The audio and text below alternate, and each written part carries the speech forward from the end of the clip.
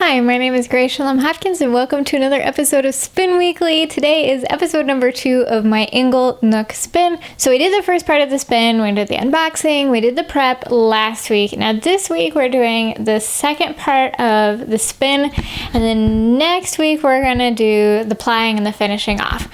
But, so before we jump into the second part of the spin, I wanted to talk to you about spinning iconic people's fiber and some of the issues that might go with it. So, I was told multiple times on my quest to get a hold of some Inglenook fiber that there are Inglenook hoarders. Yes, you heard it from me first. There are people out there who do not spin their Inglenook fiber, but instead hold on to it as if it is a badge of honor all by itself sitting in their stash. Now, I'm all good with stash building, right? Like if you genuinely see something you like and you put it in your stash and you have several, that's cool with me. But you know that I'm a big fan of actually using your fiber that you enjoy and getting over maybe some of that fear of working with something magical, or getting over the fear of messing it up, or, you know, there's lots of different reasons why people not spin something. However, maybe I'm living in a naive little mushroom top here, but I did not realize that there were people who actually collected highly sought after maker stuff without spinning them, just for the social credit of having more stuff. That seems dumb to me. So I'm not particularly talking about just Inglenook, but I'm talking about anybody who does that to any kind of maker. If there's a maker who does something really beautiful and you know that they're in short demand and they sell out a lot, and that there are people who have never even tried their stuff wanting to and setting alarms to try and get it, and maybe you have more than you're gonna spin in the foreseeable future, maybe you should sit a couple of those out. Or you could share. You could get them and include them in your fiber share package. Maybe just the hunt of getting this thing is what gets you excited. That's cool, but don't keep all the booty to yourself. Share the booty consensually. Demonetization. That got real fast. So what I'm saying is, if you're collecting stuff from a maker that you really love and you're scared of making it into something or using it, you could frame it. Like, no joke, if you lay that bat out and then press glass over the top, it's beautiful. It's a lovely art piece. This thing right here is a non-felted fiber art piece, right? Super fun. We're gonna do one for the channel one day. I just haven't. They're super personal projects, but anyway, right, so you don't even have to spin it, right? But do something with it. The makers, they didn't make this thing so that way it could sit in somebody's Tupperware container for the rest of its life. You know, have the courage to do a thing. And if you're getting it because you want the social credit of being an excellent fiber hunter, share it. Or reassess why that's important to you, because in my opinion, it's more important to spread the enjoyment amongst our friends and encourage other people and allow makers to make new connections to new people. You know, there's just so much more than hoarding. That seems also a really broad statement. Of course, there's more in life to hoarding. You know, it's been a long week. I haven't had much sleep, right? I've been in the car for 8 hours a day, every day this week. So, that wasn't even staged, right? So, take my slightly rambly advice to heart and let other people enjoy the Inglenookiness, because we all want to enjoy it.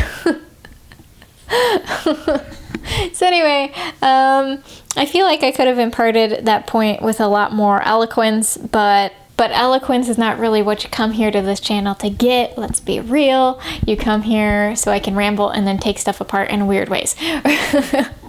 So let's get to that second part. We've checked off the ramble part. Let's move to the take stuff apart in weird ways. So let's look at the spin, and I will meet you back on the other side. All right, so now we are on to part 2, and you can see in this bag I've arranged the fiber chronologically as to how I'm going to spin it. And because it's a pretty tight fit, it didn't shift around and I was able to figure out where I was. Though I did take a photograph, actually the photograph that is the thumbnail of this video, so that way you could really see what was happening.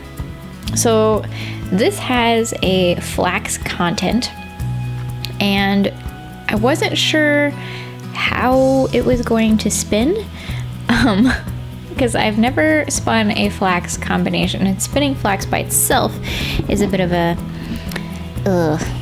it's a to-do, you know, like there are lots of things that you must do to make it work. So I found that it was really simple. It was just like spinning any other type of mixed fiber bat. It didn't make the draft more difficult. There was nothing really notable, which sounds terrible. It was very beautiful. Nothing notable about the drafting situation. As you can see, I pretty much just am doing it the way I always do it, which is a modified long draw.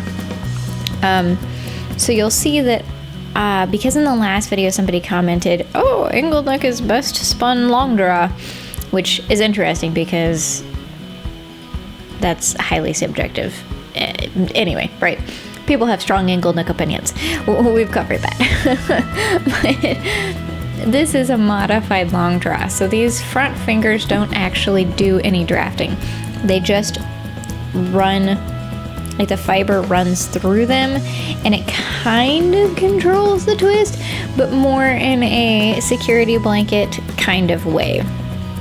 So it's I guess this might be the name of a technique. So if this is, don't quote me, but like a supported long draw is kind of how I think of it, because I struggled so hard, if you remember recently, to try and figure out long draw, and I came to the conclusion that the way that I spin is very similar to long draw. It's not a traditional long draw, but the long draw that I was able to master was essentially this exact same movement, but I pulled my thumb off. So it was just the camera movement. I totally adjusted my camera there. Anyway, so yeah, it was just the same thing, but I took the thumb off, and that provided slightly less friction, which got the job done. So I don't remember how we got to that conversation. But that's how I'm spinning it here. My thumb supported long draw. And the actual drafting process, as you can see, was really simple. I was experimenting with moving my wrist around, as you can see here, experimenting with the size of the chunk that I wanted to work with. I'm not a real fan of pre-drafting, so I pretty much never do that unless it's for preparatory purposes, like in my Tour de Fleece video. You can see how this fiber was dyed really intricately, very similar to a Batt kind of a blending. I think their phrase "Batt in a braid" is really accurate. I've said this before, but I initially thought, it's gonna be lame compared to the Batts because the Batts are so beautiful and amazing, but really it exceeded all my expectations. They have a very complex, layered approach to color work, and it definitely is still applicable in their combed top. So anyhow, you can see how I'm moving through these colors chronologically, and I think I've pretty much let you know all of my thoughts on that. I will say that she has released some stuff. So if you're watching this as it's released in, I guess it's August now, August 2019, she did do a stealth restock. So if you are looking to pick up some of their fiber, they do have some things available in the store now. But they didn't release it to their email list or their Instagram because they wanted to give new people who are watching this a chance at their fiber, because getting a hold of their fiber is traditionally very difficult. as you may have gathered by now if you weren't familiar with them.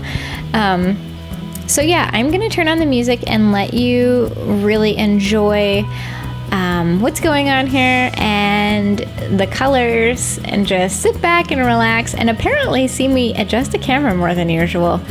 I've been editing these videos kind of late at night and sort of in a hurry because we finally have our orders when we're going to leave the military, so we're in the process of moving again. Except this time we're actually going to move. So I apologize for the slightly sloppy camera work. Anyhow, I hope you still enjoy it, and I will see you next time. Well, not next time, at the end. See, you know what I'm trying to say. It's almost midnight. It's just the way it is.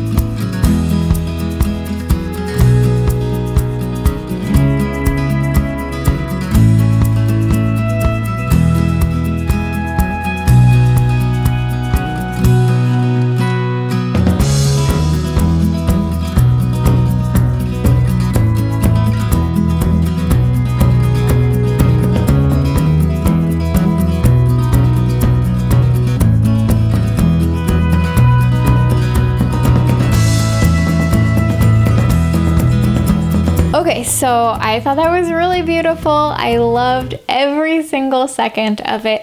If you're a Patreon person, you heard the voiceover, but it was pretty straightforward. I just spun it like you could see. There was no weird behind the scenes prep that you might be confused about without the voiceover.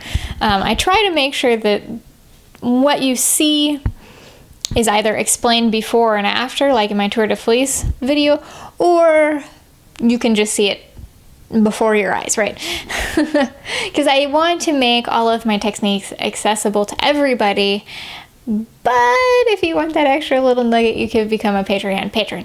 So I am looking forward to showing you how it went at the end. There's a little bit of a plot twist in the plying, but it worked out quite well, and I will see you next time. So if you like this video, hit the like button. If you have thoughts or feelings on fiber hunting and hoarding, or the spin itself, or anything really that's appropriate and not going to demonetize me, put it in the comment section down below, and I will do my best to respond and reply in a somewhat timely manner. No, yeah, so if you like these shenanigans, hit the subscribe button. And if you would like to support the show and you're in the market for a spinning wheel, I am a dealer of Spinolution wheels, and you can follow the links down below to snag one of those babies from me, your Spinolution wheel midwife. And like I mentioned before, Patreon is a great place to support the show as well. This month, I have bought groceries 3 times. That would be too much in 1 week. With purely show revenue. So you literally feed my family in addition to putting content up here for you guys to enjoy. So I appreciate that, especially as my family is transitioning out of the military, which will be happening in the next month. We finally signed the paperwork and we are getting out. My husband is a medical retirement case, I guess. So we're being medically retired, and we finally made it through that process. Now we're in the clearing process. So especially this month, your funds are going to go towards things like petrol and trailer to hook onto a car to put stuff in, and that kind of goodness. So really, every day I'm thinking of you guys, and I'll see you next time. Bye!